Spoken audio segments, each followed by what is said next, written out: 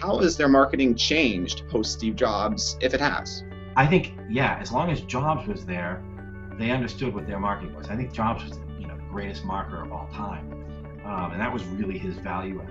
As for the marketing after him, yeah, you've seen like some changes. I've seen people say that those new ads about, designed in California. This is our, what do they call it? This is our name or whatever it was. I actually like those ads, but I've seen people saying, oh, they're kind of lame and they make Apple look out of it, and it's all about people not talking to people, but people looking at their devices instead of each other. But yeah, there have been some slip-ups, and their recent ads in the last 6 months haven't tested well. So you can't really go and say Apple's totally lost its way, but you can maybe say they've lost a step. They've missed a little bit, but they're still, I think Tim Cook really understands that we're about making a few devices really well. We're not trying to sell to everybody. That was the other thing early on that Jobs and Wozniak always said was that, we're not going to be for everybody. They never sold to the enterprise very well.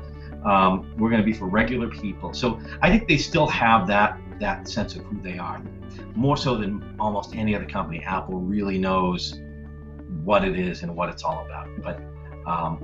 But yeah, I think post Steve, the marketing maybe isn't quite as. I think they also don't dare take risks. The other thing is when Jobs was CEO, they took risks. If you've seen the famous 1984 ad, the ad that they're most famous for was the woman throwing the sledgehammer up and smashing the window. Well, the entire board looked at that ad and said, no way are we running that ad. You guys have lost your mind. And Jobs was the one who took the risk and said, we're going to spend $1 million on the airtime. We're going to do it. We're going to run this ad. So, and because he was the co-founder, he could take risks. I think Tim Cook is probably not a risk taker. Maybe doesn't trust his own judgment the way Jobs trusted his. So I think they've become a little more cautious.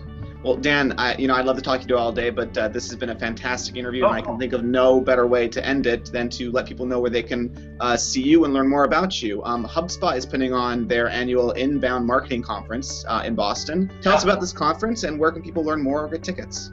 Well, it's an annual conference that HubSpot has in Boston, and it's it gets bigger and better every year. So this year we got Arianna Huffington. We also had Nate Silver booked before this whole thing where he's now leaving the New York Times to go to ESPN. Scott Harrison from Charity Water, and Seth Godin, who's like this big marketing guru. I'm going to give a talk. It's like 3 days of really interesting talks, and it's not just about marketing or even just about tech, but it's really meant to be this sort of 3-day thing, almost like a sort of version of TED, where you have interesting people talking about whatever it is they do, and you come to it for 3 days and you leave sort of enriched and with new thoughts and new ideas to take with you into the fall as everybody sort of settles back into work in the fall. And for our audience watching, click the link below to learn more and to get your tickets. Dan Lyons, everybody. Dan, thank you so much for your time. This has been an excellent chat. I'm very excited to have talked to you. Nice to meet you.